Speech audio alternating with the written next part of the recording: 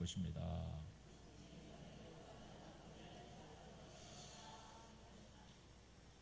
사막을 지나는 낙타 엄마하고 아기 낙타하고 대화를 합니다. 엄마, 우리는 왜 이렇게 발톱이 넓적하고 길지? 엄마가 대답하죠. 아가야, 우리가 사막을 지나갈 때 이 발이 넓적하고 발톱이 길어야만 이 뜨거운 사막을 잘 디디면서 갈 수 있단다. 그렇다면은 왜 우리의 눈썹은 이렇게 길어요? 그거는 사막의 폭풍이 모래 몰려오면은 이 셔터 같은 눈썹으로 닫아가지고 사막의 모래 폭풍을 막아낸단다. 등짝에 있는 이 흉측한 혹은 뭐예요? 그거는 우리가 이 사막을 횡단할 때 참 오아시스를 발견하지 못해서 우리가 목이 마를 때 이 여기에 저장해놓은 이 등짝에 있는 영양분을 우리가 공급받고 아주 먼 곳까지 여행을 갈 수 있단다. 그렇게 엄마하고 대화를 주고받으면서 아기는 고개를 끄덕이죠. 그러다가 마지막으로 하는 얘기가, 그런데 왜 우리는 동물원에 있죠? 그렇답니다. 참 여러분, 참 낙타를 우리가 아시겠지만은 이 낙타는 이 사막에서 아주 유용한 그런 동물이지 않습니까? 등짝에 난 이 사막을 여행하기 위해서, 먼 여행을 하기 위해서 등짝에 난 이 영양분을 가득 담은 혹, 흉측하긴 하지만요, 또 이제 넓은 발바닥, 또 긴 눈썹, 속눈썹, 이런 것이 이제 우리들에게 특별히 사막을 여행하는 이러한 낙타의 모습 속에서 머나먼 인생길을 우리가 오늘도 걷고 있는 한 사람 한 사람의 우리 나그네 같은 인생을 살고 있는 우리들의 모습 속에서 주는 교훈이 있다는 사실이죠. 그러나 무엇보다도 이 사막의 낙타가 주는 또 하나의 교훈은, 낙타의 무릎을 가만히 보면은 그 무릎이 그야말로 아주 그야말로 이렇게 굳은 살이 박혀 있습니다. 실제로 여러분 낙타를 한번 보시면은요, 자막에 이렇게 띄어있네요. 여러분, 저는 실제로 낙타들이 무릎 꿇고 있는 모습을 이제 보는데 진짜 이렇게 기도하는 그 사람의 모습처럼 이렇게 보여집니다. 낙타가 무릎 꿇은 모습을 보면은. 낙타가 무릎 꿇는 이유가 있습니다. 그것은 이제 모래 폭풍이 찾아오면은 여행하는 것도 한계가 있어서 그 자리에서 무릎을 꿇고 모래 폭풍이 지나가기를 기다린다는 것이죠. 그래서 무릎을 잘 꿇는 짐승이 실제로 저 무릎 꿇는 낙타의 모습을 보게 되는데, 무릎을 잘 꿇는 그러한 짐승이 낙타일 것이죠. 또 무엇보다도 주인이 등짝에다가 무거운 짐을 이제 올겨울로 놓을 때 저렇게 무릎을 꿇어야만 무거운 짐을 실을 수가 있고, 또 벌떡 일어나서 그 무거운 짐을 지고 횡단할 수가 있는 것입니다. 우리의 인생길을 걸어가는 우리들에게 있어서 낙타가 주는 교훈이 많이 있는데, 그 중에서 특별히 오늘 우리가 함께 나눈 야고보서의 말씀은 그것은 행함 있는 믿음이야말로 진짜 믿음이라고 하는 사실을 밝히고 있는 책이 이 야고보서의 내용인 줄로 믿습니다.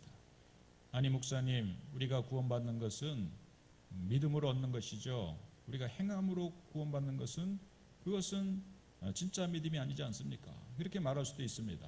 그러나 여러분, 우리가 어린 시절에 장난을 치기 위해서 10원짜리 동전 뒷면을 아주 페파로 갈아가지고요, 그래서 앞면만 있는 동전이 있어요. 그런데 그걸 가지고 문방구에 가가지고 쫀득이를 사 먹습니다.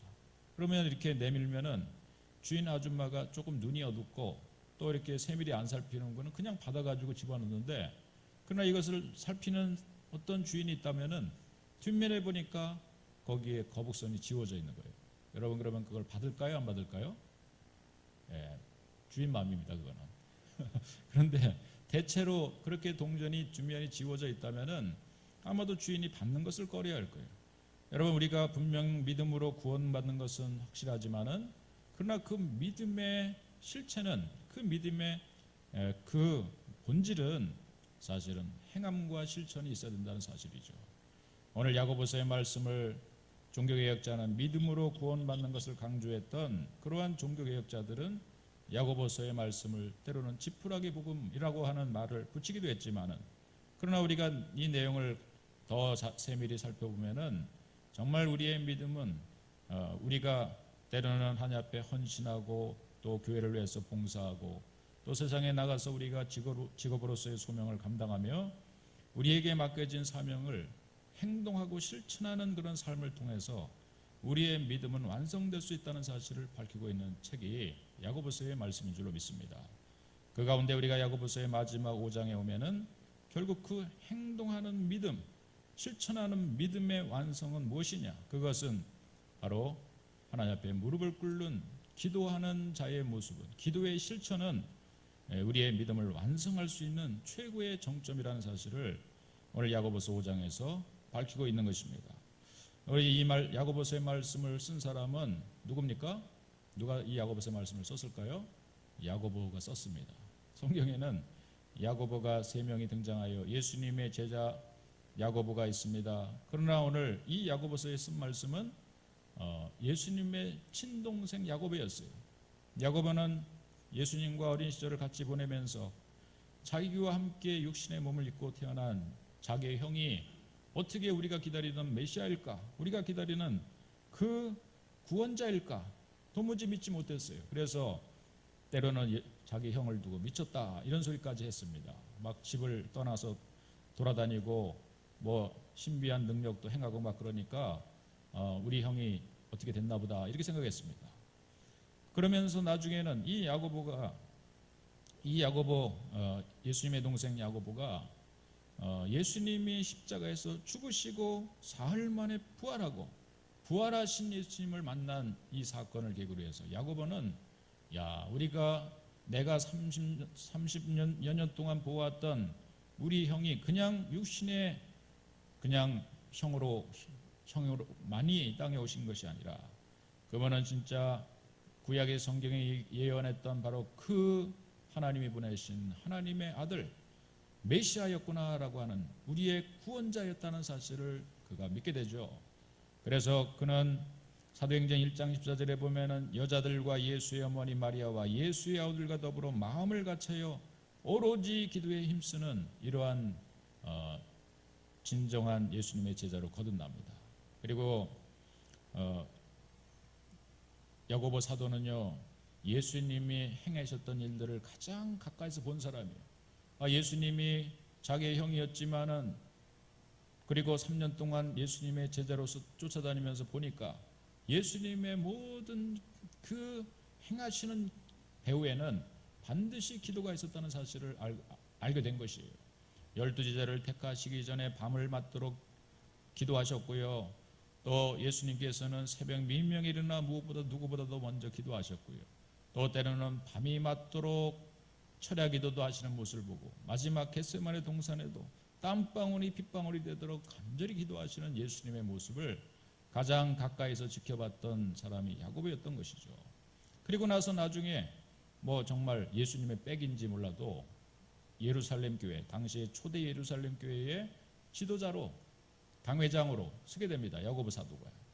그리고 나서 야고보는 이제 어떻게 내가 이 초대교회, 이 가장 핍박이 심한 이 초대교회 가운데 내가 목회를 어떻게 하면 잘할 수 있는 것인가, 또 우리의 초대교회의 모습을 그대로 이제 오고 오는 수많은 교회들이 본받을 텐데 교회라고 하는 것은 과연 어떤 것인가, 그러면서 아마도 많은 걱정 염려를 하면서 초대교회 지도자로서의 사역을 해나갈 때 무엇보다도 예수님의 모습을 그대로 본받아서 더욱 하나님 앞에 기도하는 기도의 종이 됐다는 사실이에요. 그래서 우리가 야고보의 별명을 낙타 무릎이라고 그렇게 이름을 붙인 것입니다.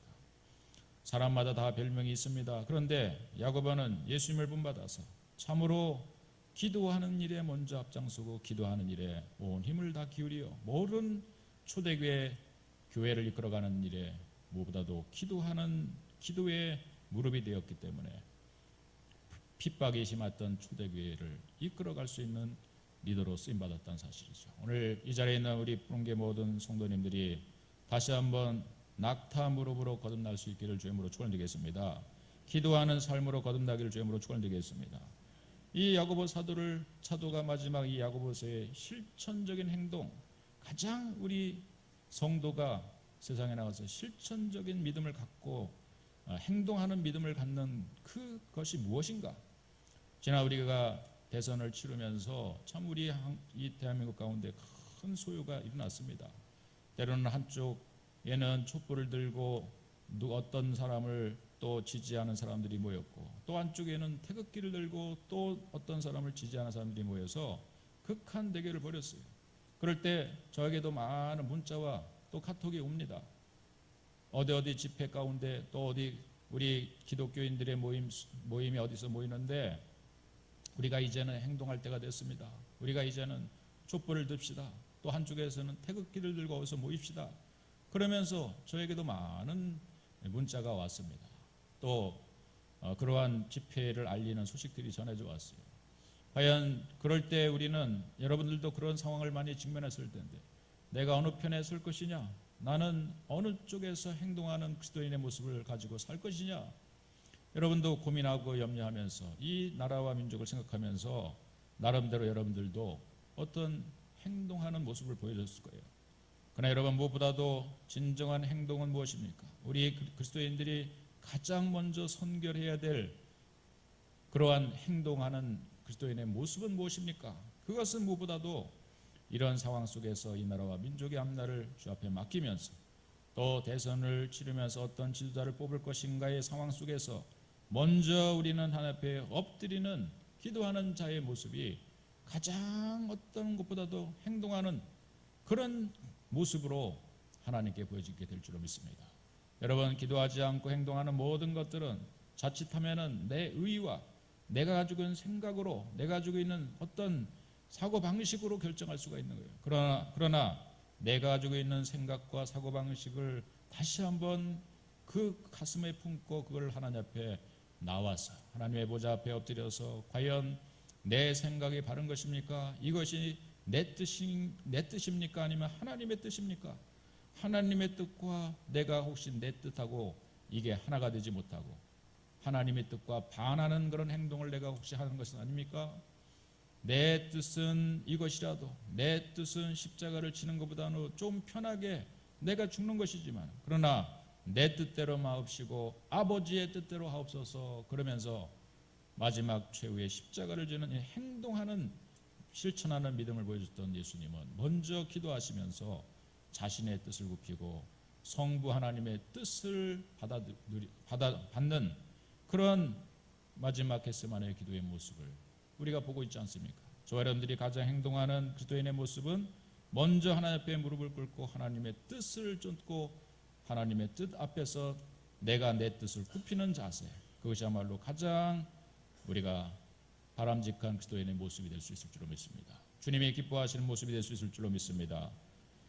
오늘 우리의 인생 가운데 그렇게 여러 상황 속에서 우리 인생은 이 사막 같은 우리의 인생을 걸어갈 수밖에 없는데, 오늘 본문에서는 우리가 직면하는 상황을 대체로 한 세 가지로 정리하고 있어요. 13절의 말씀에 보니까 너희 중에 고난당하는 자가 있느냐, 그러면서 우리의 인생길에는 항상 평탄하지 못하고 고난을 직면할 때가 있고, 또 두 번째 즐거워하는 자가 있느냐, 13절 중반절에 보면 즐거워하는 자가 있느냐.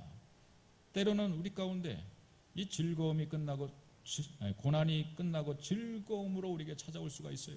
반대로 즐겁다가 고난이 찾아올 수가 있어요. 이런 상황이 늘 우리가 바꿔서 오는 것이죠. 또 14절에 보면 어떤 우리 인생의 상황을 직면하냐면 너희 중에 병든 자가 있느냐. 우리 인생길에 늘 건강하면 얼마나 좋습니까? 병원에도 한 번도 가지 않고 하나님 곁에 부름받은 사람도 있을 수 있겠지만, 여러분, 아프지 않고 세상을 살 수 있는 방법이 있을까요? 우리는 큰 병이든 작은 병이든, 심지어는 감기든지, 심지어는 갑자기 날씨가 따뜻해지니까요, 무좀은 이렇게 안 났습니까?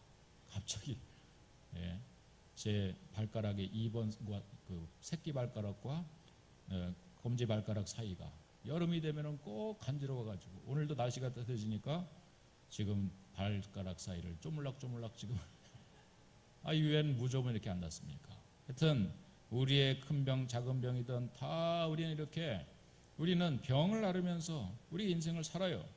그런데 늘 건강하면 좋겠지만 건강과 병든 것은 같이 교차하게 되는데 병들었을 때의 상황을 또 말씀하고 있는 거죠.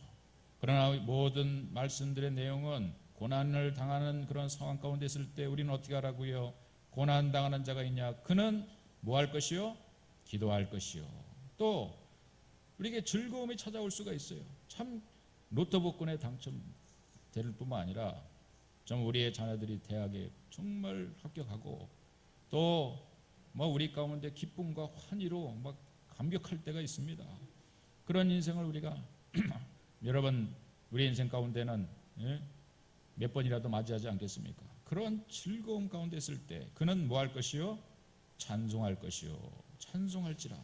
사실 찬송은 물론 우리가 소리 높여서 반주에 맞아 찬송하는 것을 말할 수 있겠지만은 그러나 찬송은 곡조부터는 기도라고 얘기했어요. 찬송가 가사를 가만히 보면은요, 그 안에 특별히 찬송가 가사, 우리가 예를 들면 찬송가 가사 가운데 내 영혼이 은총 입어 중한 죄짐 벗고보니 여러분 이런 가사의 내용을 가만히 보니까 다 그것은 누군가 하나님 앞에 기도하면서 기도의 내용을 함축해서 가사로 써가지고 거기다 곡조를 붙여가지고 우리가 하나님 앞에 올려드리는 시간이 찬송 시간이에요. 결국 찬송도 하나님 앞에 화음을 맞춰서 온 마음과 뜻과 정성을 다해서 하나님 앞에 지금 기도하고 있는 그런 시간이 바로 찬송하는 시간인 것이죠.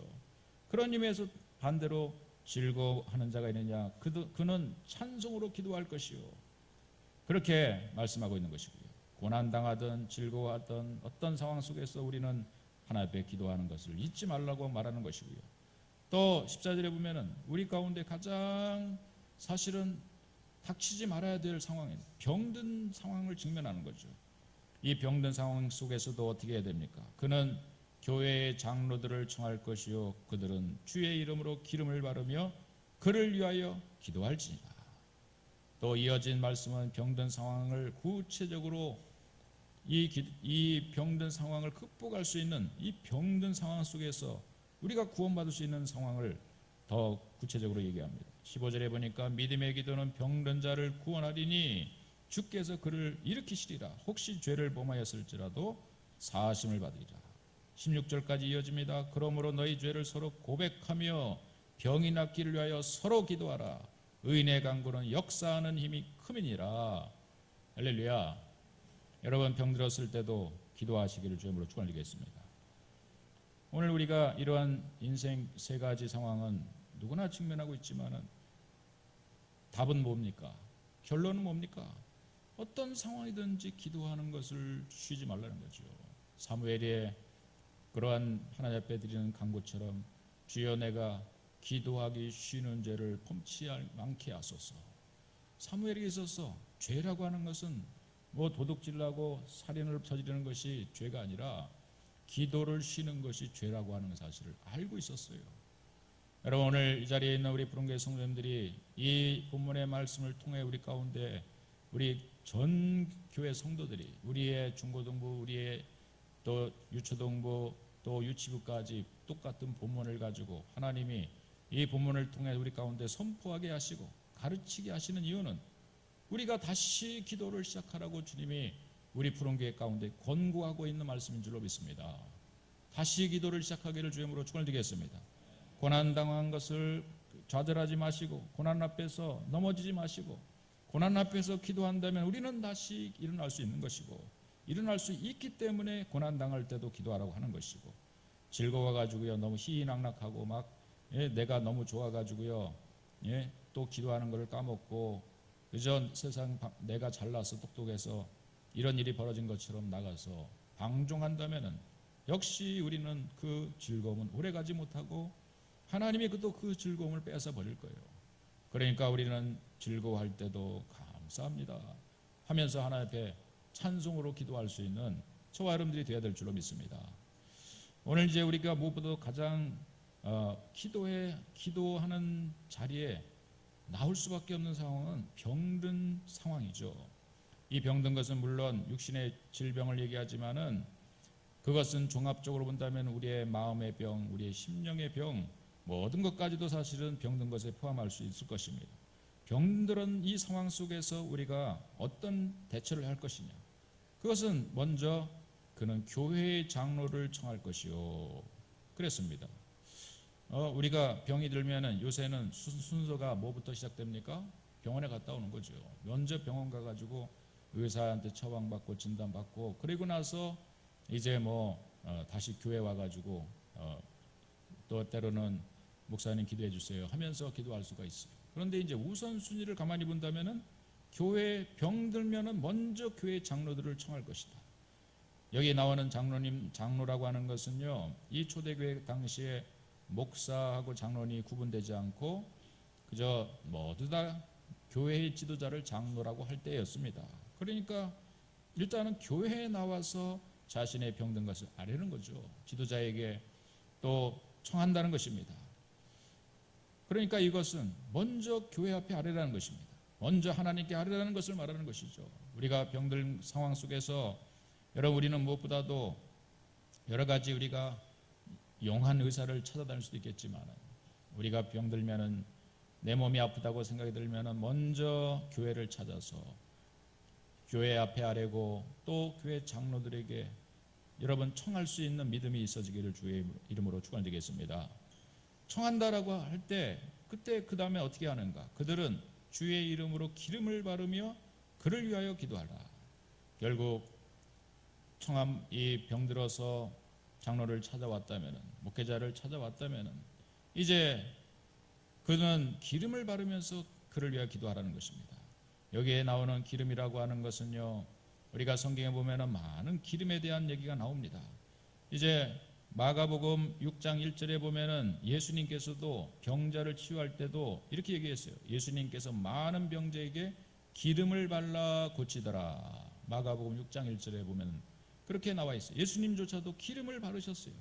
또 우리가 선한 사마리아의 비유에서 보면은 이 사마리아 사람이 강도 만난 자를 치료할 때도 누가복음 10장 34절에 보니까 기름과 포도주를 그 상처에 붓고 그랬습니다. 그러니까 기름을 바르는 것은 그 당시에 가장 상처에 바르는 치료약이었다는 사실이에요.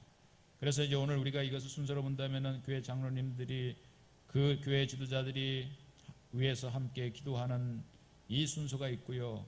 그러나 이제 그것으로 끝나지 않고 그 당시에는 약국이 따로 없고 병원이 따로 없다면은 목사님이, 때로는 교회 지도자가 아예 처방까지도 내렸던 것이죠.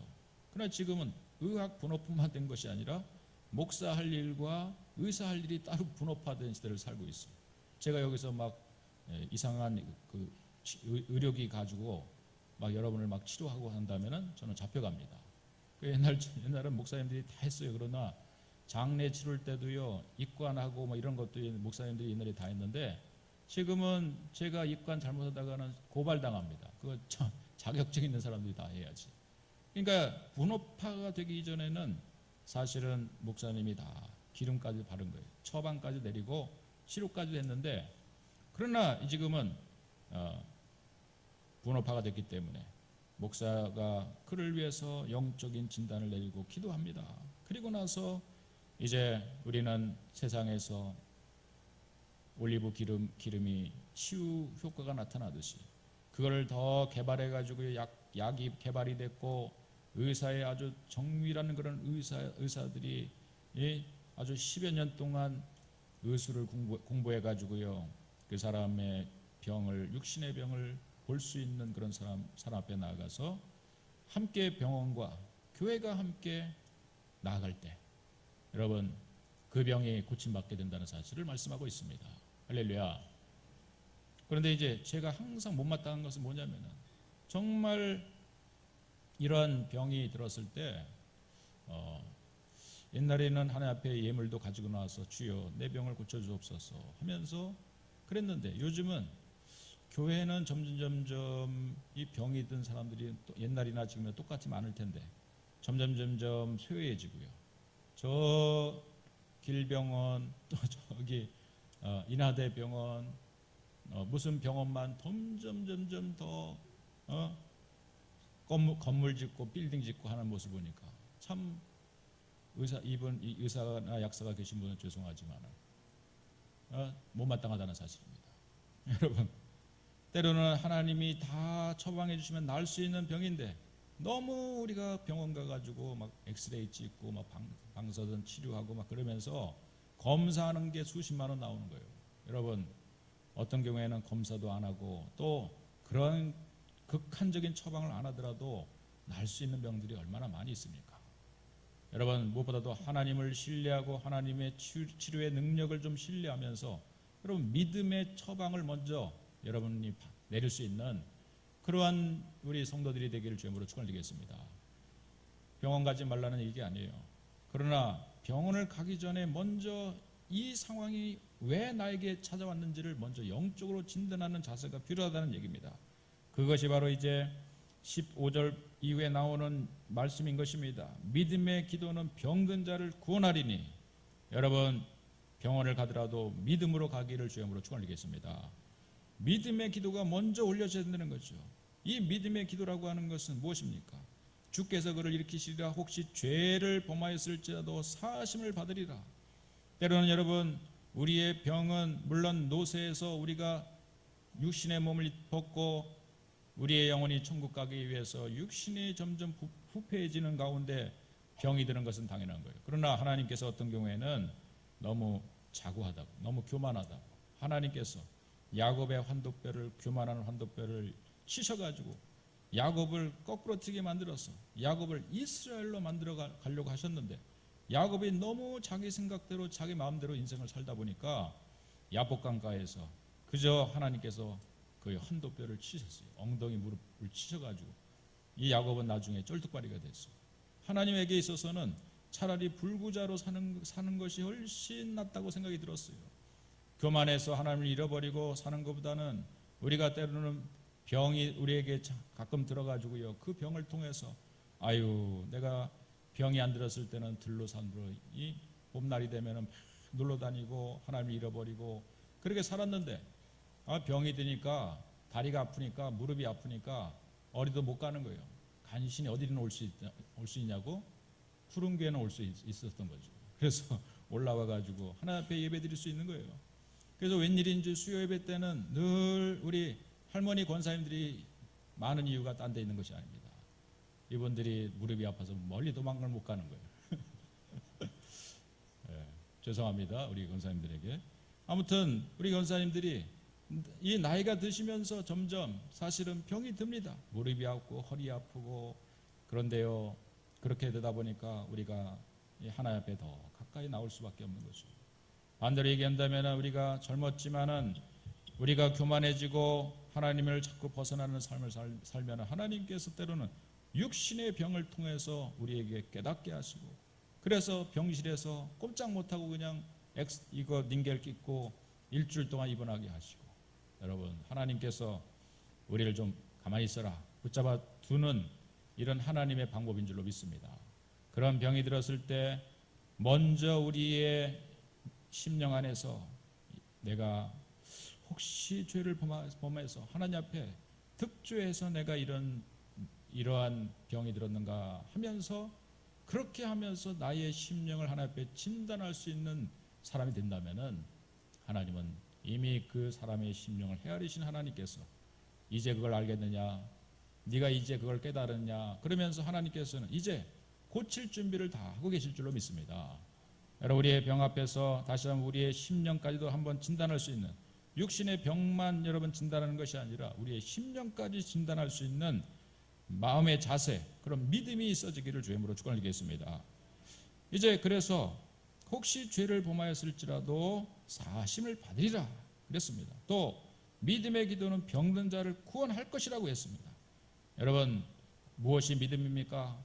지금 제가 말씀드린 것처럼 주여, 내가 지금까지 방종하며 살았는데 이제 하나님의 이 고난은 하나님의 메가폰이라고 하는데 하나님이 더 가까이 나게 말씀하시기 위해서 하나님이 세밀한 음성으로 날마다 나에게 말씀하시는데 내가 그걸 깨닫지 못하고 내가 그냥 세상 소리에 귀를 기울이고 세상의 방법대로만 사니까 하나님의 소리를 좀 제발 좀 들으라고 나를 병실에 입원도 하게 하셔가지고 내가 하나님의 음성을 세밀히 들을 수 있는 기회를 주시게 만드는, 이렇게 하신다면, 그런 마음을 가진다면, 그런 자세를 가진다면 이것은 이미 믿음이 생긴 거죠.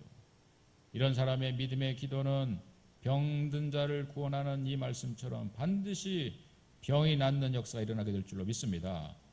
너희 죄를 또 서로 고백하며 병이 낫기를 위하여 기도하라. 의인의 간구는 역사하는 힘이 크다. 그렇게 말씀하고 있습니다. 너희 죄를 서로 고백하라. 병이 낫기를 위하여 서로 기도하라. 의인의 간구는 역사하는 힘이 크다. 우리가 앞에 나와 있는 병이 들면은 교회 장로를 청해서 목사님한테 안수기도도 받고 하는 것도 필요할 수 있겠습니다. 그렇지만은 우리가 서로가 기도하라는 거죠. 의인이 여기 누굽니까? 야, 나는 의인이 아니야. 나는 죄도 많이 짓고 내가 기도해봤자 또 무슨 그야말로 이 병이 낫겠어. 그러면서 믿음을 포기할 수가 있어요. 그러나 여러분, 여기서 의인은 앞에 나와 있는 모든 사람들 얘기해요. 너희 죄를 서로 고백하라 할 때, 서로는 그 안에는 믿음이 센 사람도 있고 약한 사람도 있는 것이고, 또 서로 기도하라라고, 병이 낫기를 서로 기도하라라고 하는 것은 그 안에서 장로님도 있을 수 있는 것이고, 집사님도 있을 수 있는 것이고, 권사님도 있을 수 있는 것이고, 평신도도 있을 수 있는 것이에요. 그들이 서로 기도하는 거예요. 모든 사람들이 다 의인이라는 거예요. 왜냐하면 사람이 마음으로 믿어 의에 이르고 입으로 신의 구원에 이른다고 했사오니, 이제 우리는 다 주 안에서 예수의 이름의 권세를 가지고 있는 사람들이기 때문에, 내가 혹시 장로님이 아니더라도, 내가 직분자가 아니더라도, 나는 그저 평범한 그러한 성도라도 나는 이미 의인이 된 줄로 믿습니다. 할렐루야. 우리는 예수의 이름의 권세를 갖고 있는 거지 내 권세, 내 힘의 권세를 갖고 있는 게 아니에요. 그러니까 누구나 우리는 의인의 기도를 할 수 있다는 거예요. 병든 자를 위해서 불신자가 절에 가가지고 소원하면서 막 기도하는 거 하고요. 우리가 한 사람의 예수 믿는 하나님의 자녀로서 예수의 이름으로 내가 기도합니다. 예수의 이름의 능력으로 기도합니다. 그러면서 예수의 이름을 부를 때 병만은 떠나가고, 할렐루야, 병만은 한 길로 왔다 일곱 길로 떠나가고, 우리 안에 의인의 역사하는 힘이 나타나는 거예요. 여러분, 이런 믿음을 갖기를 주의 이름으로 간절히 축원드리겠습니다. 그러니까 가장 직면하는 병을 고치는 자세는 의인의 기도인 거예요. 우리 성도들이 서로 기도하고 병 앞에서 서로 이 기도의 자세를 가지고 서로를 죄를 고백하면서 병 낫기를 위해서 기도하는 이러한 모습, 이러한 자세가 당연한 성도들의 자세인 거예요. 그러니까 너무 많이 여러분 병원에다가 돈 많이 너무 들이지 마시고, 예? 여러분 그 돈 있으면은 우리 교회 교육관도 세우고, 예? 우리 다음 세대를 위해서 이런 믿음도 좀 필요한 것 같아요. 주여, 내가 병원에 가면은 10,000원은 들 텐데, 저 한의사 가가지고 내가 진단받아도 10,000원은 내야 되는데, 내가 3,000원은 우리 큐티 하나님 말씀을 묵상하는 큐티집을 사고, 3,000원은 우리 다음 세대를 위해서 우리 아이들이 교재를 쓰겠습니다. 10,000원을 주 앞에 드리고 내가 병원 가지 않겠습니다. 그렇다면 여러분, 하나님께서 그 믿음을 어여삐 보시고 축복해 주실 줄로 믿습니다. 병원 안 가도 낫는 역사가 일어나게 될 줄로 믿습니다. 아멘 한 사람은 진짜로 낫게 될 줄로 믿습니다. 예, 그런 믿음은 최소한 있어야 되는 거죠. 그냥 무조건 조금 아프면 병원에 쫓아가지 마시고, 뭔가 영적인 진단과 영적인 처방을 좀 하려고 하는 노력을 한다면, 믿음의 처방과 믿음의 행동을 좀 하려고 하는 액션을 보인다면은, 하나님의 마음을 움직이신다면은, 하나님이 인간의 생사복을 주관하시고 우리의 몸과 마음을 다 하나님이 빚어 만드신 분이 주인이 하나님이시니까 주인이 알아서 우리를 고쳐주지 않겠습니까? 할렐루야. 마지막 17절에 보면은 우리의 기도를 할 때 누구와 비교하냐면은, 엘리야는 우리와 성정이 같은 사람이로되 그가 비가 오지 않기를 간절히 기도한즉 3년 6개월 동안 땅에 비가 오지 아니하고 다시 기도하니 하늘이 비를 주고 땅이 열매를 맺었다. 엘리야하고 비교를 하고 있어요. 여러분, 엘리야는 열왕기상에 등장하는 인물인데 얼마나 위대한 인물입니까? 이 엘리야는 갑자기 어느 순간에 등장해가지고요, 이 엘리야가 사르밧 과부한테 이 가뭄 때 먹을 것이 떨어져가지고, 그럴 때 그곳에 가가지고 사르밧 과부의 공께를 받고 그 기름통, 그 또한 밀가루 그릇에 3년 반 동안 떨어지지 않는 기적을 행했던 사람이에요. 또 저 그리 시내가에 가가지고요, 배고프다고 그러니까 하나님 앞에 하나님께서 까마귀를 통해서 까마귀가 고기와 빵을 물어와가지고 먹고 산 사람이 엘리야예요. 그걸로 끝나지 않습니다. 그러한 기적을 체험했을 뿐만 아니라 바알과 아세라의 850명의 이 무당들을 모아놓은 자리에서 1대 850대의 대결을 벌이죠. 누가 하늘에서 끌어내려 진짜 하나님인가를 보자. 바알과 아세라의 850명의 거짓 무당들이 막 자기 몸을 찢으면서 하나님 앞에 자기 신들에게 기도하는데 촛불도 안 켜집니다. 여러분, 그럴 때 엘리야는 하나님 앞에 기도하죠. 하늘의 문을 여소서, 하늘에 불을 내리소서. 그냥 짧게 기도했어요. 그랬더니 우르륵 꽝꽝 하면서 하늘에 불이 떨어져 제단의 불을 태운 사람이 엘리야인 줄로 믿습니다. 엘리야의 능력을 보면은 야, 불의 사자 별명을 붙여도. 그런데 엘리야는 우리와 성정이 같은 사람인데, 엘리야는 그렇게 살았는데, 능력 있는 삶을 살았는데 3년 반 동안 기도하니까 비가 오지 않고 다시 기도하니까 하늘에서 비가 떨어지는 이러한 천지까지도 움직이는 사람이 됐는데, 엘리야하고 우리하고 차이가 뭔가, 그 얘기를 하고 있는 것입니다.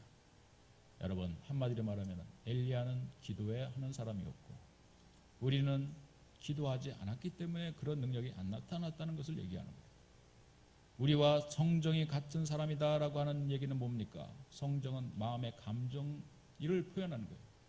엘리야도 똑같이 그렇게 막 불을 끌어내리는 사람이었지만 아주 대단한 그러한 불의 사자라고 일컬음을 받았지만, 그가 나중에 850대 대결을 끝내고 들려오는 소식은요, 이세벨이 자기를 죽이기 위해서 군사를 이끌어서 쫓아온다고 하는 소리를 들으니까 도망을 쳤어요. 빨리 도망을 쳐가지고 이 조그만 로덴 나무 밑에 그늘도 제대로 지지 않는 그 밑에 들어가서 주여 이제 나를 죽여주소서. 저 아세레가 죽지 않고 나를 쫓아옵니다. 이세벨이 나를 죽이려고 군사를 동원했다고 하는데 내가 어디로 도망가겠습니까? 나를 죽여주십시오 하면서 가장 연약한 모습을 보인 사람이 사실은 엘리야였다는 거예요. 엘리야의 그 정서를 보면은 우리와 다를 게 없다는 거예요. 우리의 마음의 감정하고. 여러분, 우리가 살다 보면은 우리가 왜 기도하지 않는가 이런 생각이 들어요. 이렇게 기도해가지고 이게 기도하는 것과 기도하지 않는 것이 똑같은 것 같아요. 기도해도 변하지 않는 것 같아요. 기도하기 위해서 나왔는데 입만 아플 때가 있어요. 기도하기 위해서 나오는 자리가 귀찮을 때가 있어요. 그러니까 기도 하나 안 하나 내 인생은 똑같이 진행되고 있는 것 같아요. 그러다 보니까 우리는 엘리야와 같은 마음의 낙심과 절망이 똑같이 찾아온다는 거예요. 기도할 수 있는 힘을 잃어버린다는 거예요. 기도하고 싶은 의욕을 잃어버린다는 거예요. 그런데 거기서 달라진 것이, 거기서 어디서 달라진다고요? 그 시점에서 달라진 거예요. 그 시점에서. 그럼에도 불구하고, 따라해볼까요? 그럼에도 불구하고 엘리야는 기도의 능력을 믿은 거예요. 그 다음 자기의 감정과 생각과 마음은 내가 낙심되고 절망돼서 나를 죽여주십시오 하는 사람이 어떻게 기도할 수 있겠습니까? 그런데 그는 그 다음에 그럼에도 불구하고 내가 기도의 자리로 가야지, 그럼에도 불구하고 내가 새벽 기도 가야지, 그럼에도 불구하고 내가 철야기도 가야지 하면서 내 그야말로 이 무딘 감정, 내 생각, 나의 정말 기도하고 싶지 않은 이런 마음의 상태, 이런 것들을 다 잠시 내려놓고 그럼에도 불구하고 기도의 자리로 가는 거예요. 그럼에도 불구하고 무릎을 꿇는 거예요. 그랬더니 그 차이가, 여러분 정말 작은 차이죠. 그런 마음의 감정을 누리고 기도의 자리로 내가 나간다는 사실.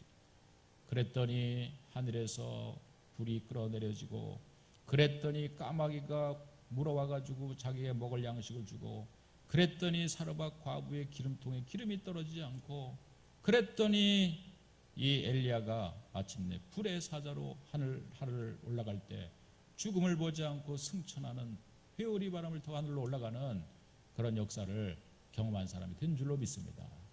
차이는 무슨 차이라고요? 기도하지 않느냐, 기도했느냐에 차이라는 거예요.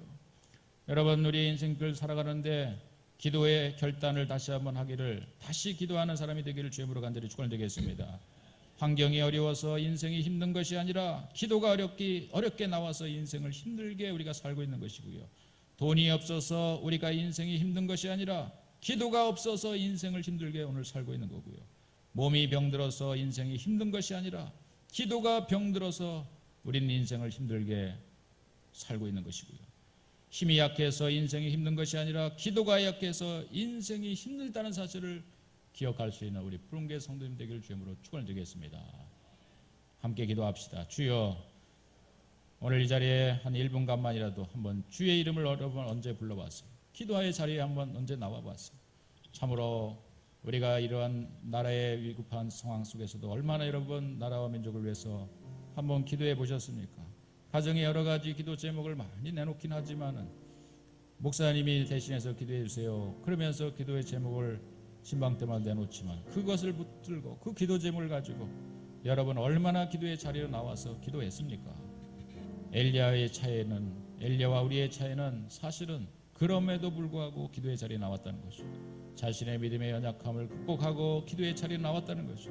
기도의 무익성을 자기가 지배하고 있었지만 그거를 극복하고 그래도 기도하러 나왔더니, 그래도 기도하는 입술을 벌렸더니 하나님이 엘리야를 불의 사조로 그 모든 상황과 그 처해진 현실을 극복하게 하고 하늘의 불을 끌어내리고 3년 반 동의 가뭄을 멈추게 하고 다시 기도하니까 비도 오지 않게 하고 이런 기적을 일으키는 사람이 됐습니다. 기적은 기도를 통해서 나타나는 것이죠. 오늘 이 시간 우리 한 1분간만 우리의 기도 제목을 담아서 함께 기도합시다. 이 나라와 민족, 우리 한국교회, 우리 가정의 문제, 우리 자녀들의 문제, 내 인생에 걸어가는 이 정말 사막 같은 인생을 걷는 우리들의 모습 속에서 나는 얼마나 낙타 무릎이 됐습니까? 무릎을 꿇었습니까? 오늘 이 자리에 엎드립니다.